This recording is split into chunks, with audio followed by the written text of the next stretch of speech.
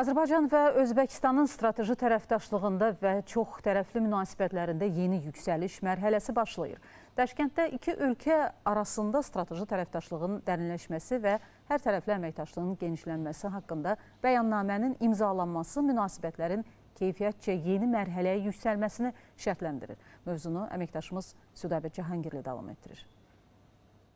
Dünyada cərəyan edən proseslər, artan gərginliklər və münaqişələr, yaranan yeni düzən və çağırışlar milli maraqlar əsasında yeni strateji kurs müəyyənləşdirməyi, iki tərəfli və çoxşaxəli əməkdaşlığı möhkəmləndirməyi zəruri edir. Bu mənada Cənubi Qafqazın lider dövləti olan, dünyada güclü və nüfuzlu ölkə kimi tanınan Azərbaycanla strateji əməkdaşlığın qurulmasına maraq getdikcə daha da artır. Azərbaycan isə yeni mərhələdə milli strateji hədəfləri müəyyənləşdirərkən, əməkdaşlığı genişləndirərkən Özbəkistan kimi dost, qardaş, etibarlı tərəfdaş ölkələrə daha çox üstünlük verir. Azərbaycan prezidentinin tarixi dövlət səfərinin yekunları həqiqətən sıçrayış xarakteri daşıyır. Bugün mən qardaşım İlham Heydəroğlu ilə birlikdə bütün şərtləri formalaşdırdıq ki, gələcəkdə real nəticə alınsın. Dediyim kimi, sizin tarixi səfəriniz həqiqətən bizim strateji tərəfdaşlığımıza uyğun olsun. Prezident İlham Əliyevin Özbəkistana səfəri zamanı imzalanan strateji tərəfdaşlığın dərinləşməsi və hər tərəfli əməkdaşlığın genişləndirilməsi barədə bəyannamə iki tərəfli münasibətlərdə yeni mərhələ açır.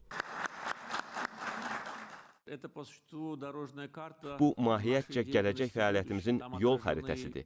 Orada xarici siyasətimizin prioritetləri əksini tapıb, dövlətlərimizin ərazi bütövlüyünün, müstəqilliyinin, suverenliyinin qarşılıqlı dəstəklənməsi ifadə olunub. Eləcə də həyat fəaliyyətinin müxtəlif istiqamətləri üzrə konkret məsələlər və hədəflər müəyyən edilib. İmzalanan sənədlər nəqliyyat, kommunikasiya, sənaye, kənd təsərrüfatı, humanitar və digər sahələrdə əməkdaşlığın yeni mərhələyə yüksəlməsinə, əmtəə dövrəsinin artırılmasına imkan yaradacaq ki, bu da ölkələrimizin və xalqlarımızın mənafeyinə, rifahına xidmət edəcək. Dost qazanılması yolunda bugün Azərbaycan uğurla irəliləyir və onlardan bir təbii ki, Özbəkistandır. Özbəkistanla bizi çox dərin köklər bağlayır, eyni din bağlayır, dil qrupu bağlayır. Azərbaycanın vətən müharibəsindən sonra regionda yaratdığı reallıqlar Türk dünyası qarşısında yeni imkanlar açıb. Türk dilli ölkələrin həmrəyliyinin və əməkdaşlığın möhkəmləndirilməsi Türk Dövlətləri Təşkilatının güclənməsinə də mühüm töhfələr verəcək.